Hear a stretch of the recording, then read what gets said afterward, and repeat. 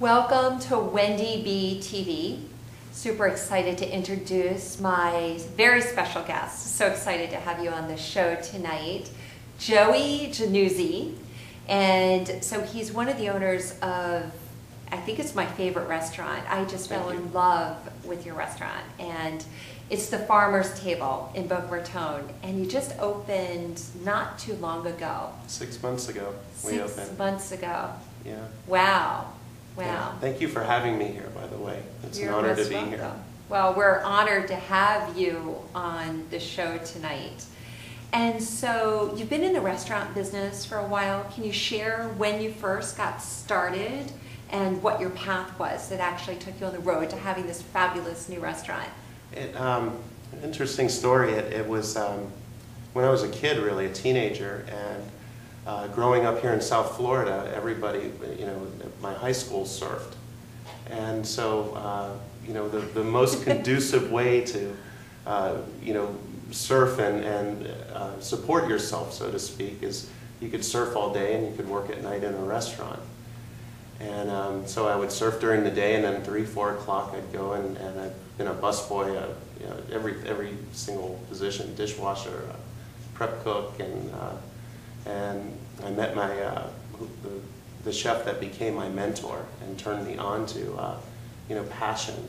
Everything that when I get involved in something, it's usually passion driven, and I like to become good at it and master it. And that's part of my story with cooking, and it all stemmed out of my love for the ocean and the way it's kind of progressed over the years, and what it's morphed into with the Farmer's Table is the environment, because I love the ocean, and I can remember times when I've gone surfing and I've actually gotten sick from runoff, and it's the pesticides from the farms washing into the ocean by inlets, and so my passion started morphing into a love for clean food over the years.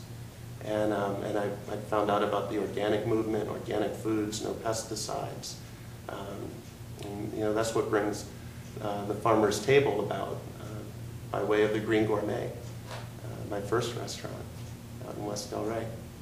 Well, that's so interesting that you talk about that. So you had this connection to nature. Yeah. And to being outside and surfing the wave. Mm-hmm. And then by happenstance that was your profession, and you started working in restaurants, and then you actually then were able to combine both the worlds together and actually started thinking about what you were putting inside of your body and making that connection to the planet, the living food or food that's close to nature, organic food, the conversation. And that's such a huge conversation today. It seems like so many people are interested. They're starting to pay attention. But you did that so much earlier on than most. So you mentioned that you fell in love, like you had this passion for cooking and for food. So how did that develop? So you're working in a restaurant, mm-hmm. and you had this mentor. So what happened there? Well, as time went on, I climbed the ranks and I became an executive chef at a restaurant. And at that time, there's always a fad diet going on. At that time it was South Beach. Oh, I so remember that. Everybody did the South Beach diet. And Atkins. Those two diets were about the same time. It was about 2000, 2001. And as a chef, we were always content with using pasta, potatoes, all these high carbs as part of the that plate. was that was a big, like a third of what was on your plate. Exactly. It was a hunk of meat. It was some sort of carbohydrate, a mashed potato, and a vegetable. Well, now the guests that were coming into the restaurant started asking for less carbs, and we had to get, all of a sudden it was like thrown on us that we had to start getting creative with vegetables. So early on, I remember playing around with cauliflower, for example, and doing mashed cauliflower with caramelized onions in it, and that would kind of take the place of mashed potatoes on a plate. When you could do a nice steak and it fit the Atkins diet. or the South Beach diet, and it removed the carbohydrates. Well, as a chef, you're always looking to challenge yourself and, you know, find different and creative ways to do things. And for me, I started playing with vegetables. You know, like how many different ways can I do vegetables? And how great is that? yeah, we started putting together plates that, you know, and this group of people started coming to the restaurant as well. They're called vegans. And it wasn't some weird religion, you know. It's, these are, you know, there were people who ate no animal products. And when that started happening, what most chefs were doing at the time was just whatever vegetables they had, throwing it on a plate and saying, here, you know, here's our vegetables. It was all the different side dishes. We started orchestrating the dishes to where the flavor profiles, the textures, you know, everything went together on the plate, you know, so it would be Moroccan or Italian or you know, maybe Caribbean flavors, and, you know, marrying those. And I started to find, that's where I really started to find my level of challenge and my passion started really Your changing. creativity, yeah, all blended together. Yeah, instead of grilling a piece of steak and, you know, doing mashed potatoes, we started challenging ourselves to different soups, and by the end of a year, we could make 70 soups without animal products. And 70 soups? 70 different soups. At least now it's over 100, I'm sure. You know what's so interesting about soup? It's interesting you bring up soup because, you know, food, you know, is something that's comforting. So when you're going through stress, you know, and it's like it connects family together. So like we think about food, and then soup is so comforting to have like a bowl of soup. Well, it's warm. It warms you up inside, and it brings you back to that, you know, they tell you when you're relaxing, go to your happy place, or, you know, and that's, soup brings you there, you know, it takes you there. Yeah, you think back to when you were growing up and your mom made you a bowl of soup, you didn't feel well. The tomato soup with the grilled cheese sandwich, yeah. Yeah. You know. So what were some of the soups that you came up with? Well, the split pea soup that we serve all the time at Farmer's Table is one of those soups. And the challenge we found there, I probably made it 30 times before we got the recipe right. But most split pea soups have a ham bone in it, or use some sort of pork product. You know, it's got a smoky flavor to it. And we were trying to figure out how to do it without pork, or without, you know, an animal stock, whether it be chicken stock. And so we made a corn stock. We came up with a recipe to do you know, a broth with corn, and we strained it out and used that as a base. And instead of finishing it with pork, we would use fresh herbs. So we use basil, mint, and parsley. And when we're pureeing the soup at the end, those flavors really brighten, and it doesn't leave you missing the pork. Instead, it dances on your palate and really comes to life when you're eating it. Wow, okay, so I love what you just said, dancing on your palate. Yeah. And that's what the food does, everything that I've experienced there. One of my favorite is the zucchini squash. And the first time I ever had that, I had a love affair. I had to come back 3 times in 1 week. Wow. It was so good. And because, you know, for me, when I think about having vegetables, I think that maybe it's not going to be filling enough. So it's not going to sustain me, you know, for a whole day. But that was so delicious, rich, good for you, like just so full of flavor. And oh, I just love that dish, and so many others that you have created in that way. So you really, you experiment almost like a scientist in coming up with your formulas. Yeah, and over the years we've all done that. And the chefs that are with me now, also we've worked together. You know, some of the chefs that are there were with me. This is our 8th restaurant together in the span of 20 years. Wow. You know, so we're really connected on the same page, the same vibe, and we really experiment. Last night we tasted every single dish on the menu, the chef and I. Wow, okay. So, to make sure and you that look in pretty good shape, so you know, it's a taste, but you know, we want to know that you know, the sauces are correct, that they're, you know, the techniques are the food is it's very technical but very simple when it's presented on the plate.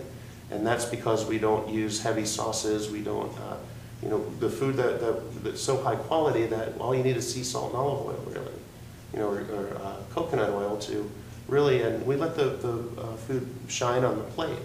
So it's all technique driven. And it's kind of interesting. We bring in these new cooks and we're teaching them this whole new way of, this whole new style of cooking without butter and cream and all these extra fats that, yeah, they make the food taste good, but they're not necessarily good for you. So that's where we're taking this restaurant, and I think we're just touching the tip of the iceberg with what we're achieving there. When I opened my first restaurant, I could only get organic produce once a week. And here it is 6 years later, and now we can get it 7 days a week delivered to the restaurant. I know you get a lot of your produce from local farmers. Yeah, that was when I first opened the Green Gourmet, it was very difficult to even get local farms to deliver or even talk to us. They would load everything on a truck and send it off to another state. So now it's the network's become bigger, the awareness has become greater, and now it's much easier to get those ingredients and products delivered in a much more timely fashion, so that we can give this is what we want. We have to, when we go out to dinner, we have to scream for this and say, we want locally produced food. We want more organics in there, not only because it's good for us, but we want to protect the environment. Oh yeah, and support our local businesses. Yeah, give back to our own economy. Yeah, it's so much about community, and that's what Absolutely. You have built at the restaurant also. And so every part of the experience of the restaurant, and we'll talk about that when we come back from our break, is all cohesive together. So I have a lot more that I want to ask you. Cool. So we'll be right back after our break. Welcome back. And so, Joey, one of the things that I love about the restaurant, so you're in this beautiful hotel that actually has a feel of a retreat. So you're walking through, like whether you walk through the front door, whether you walk through the pool, up through the beautiful patio, and it's so serene. You've created this ambiance when you walk in. And so you've brought all of these earthy elements into the design of the restaurant too. So can you share a little bit about that? Well, it was very important, in the design phase that the restaurant felt just the way you're describing it. I had the good fortune of working with Peter Nimitz, who's a fantastic designer out of Boston, and it's kind of neat because you get all these ideas twisted up in your head, and trying to tell somebody, and then have somebody make it and create it for you, and then to see it finished, and it's pretty powerful. But he nailed it for us, and it comes from a positive place. So we wanted all this positive energy to go into it, and the whole way this whole restaurant came about was to be a positive impact on the community. And my partner Mitchell Robbins owns the hotel, and he bought the hotel with wanting to have a positive impact on our community in Boca Raton. And when we started talking, we were both doing positive things on opposite sides of town. And he said, let's get together and do it on a big scale. And we wanted the place to feel like you could go there 5 nights a week, and it's like your community center and for health and wellness. Not only the restaurant, but we also have the yoga studio upstairs, that's what I was which I'm a huge fan of. And we love having you in class, thank you. too. I look forward to yoga every day upstairs, and we've got Nada at Trent Tea. With the Trent Tea. It's just a combination of everything. And you do feel that sense of community, and you do feel that sense of health and wellness when you walk in. And so, you get that experience. The restaurant's open and airy, and you just feel uplifted when you walk in. And so I go there sometimes for breakfast in the morning. I know that you're open for breakfast. You have it's my son's favorite oatmeal, by the way, thank you. With all of the berries, which is just absolutely delicious. And so it's not instant, it's the real oatmeal. It tastes like it is. It's so yummy. Steel cut, and delicious. And so you have breakfast. What time do you open? 7 a.m. We open at 7. We serve breakfast until 11:30, and then it flips over to lunch. We serve lunch until 3, and then at 5 o'clock we start with dinner service till 10 o'clock. So it's it's a whole day of great food. And you've been very, very, very busy. So calling to get reservations, knowing summertime, you might be able to slip in, kind of last minute maybe. Well, we're doing some renovations now too. We're going to be putting an outside bar, poolside out back of the restaurant. We're going to be adding some more tables, and we've also started doing a renovation on what was the cafe in the front of the restaurant. So we're going to be able to accommodate more people going into next season. But definitely call and make a reservation, and no matter what time of year. We're very grateful that the restaurant's taken off and it's being so well received by the community. It's our community saying, hey, we want this kind of food. We're conscious of the environment. We're conscious of what we put into our bodies, and it's fantastic. It's really cool to walk around the restaurant, and people are excited about it. They don't have to worry that something's deep fried, or there's so much salt in it, or butter or cream. So peace of mind, delicious food, and comfortable environment. Yeah, health and wellness, so you're doing something good for your body, community, giving back, connecting to the community. And so all of that's blended together, even from when you first sit down and you get that delicious bottled water. So the water just floats. You have a certain system? It's called Vera water, and it is 5 times triple osmosis and finished through coconut shells. This is the filtration with that water. And if you could believe this, when you drink it, it tastes wetter, more wet. It does. There's something about it. It feels lighter. Yeah. My body it feels like it's just absorbing right it. Like taking it all in.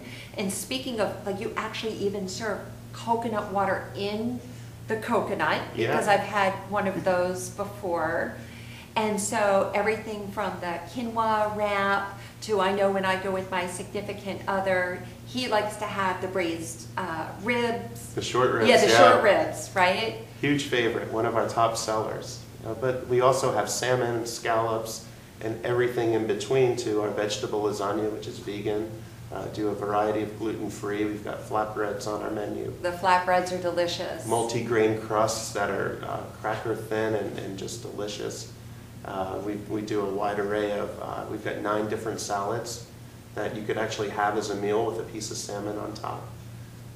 And they're all recipes that over time, we've spent time sourcing the ingredients, whether it's the kale in the kale salad, or it could be the red bell peppers that are coming, from Boynton Beach, and when we put them together in a way where it tastes great and it's good for you.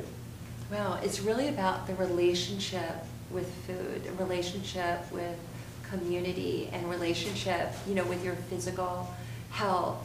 And then you add actually some fun components, because you have music outside. Thursday and Friday nights right now we're doing music outside on the patio, and yeah, it's very popular. Yeah, so you can go out, it's a night out with the girls, it's a night out, it's a romantic night out.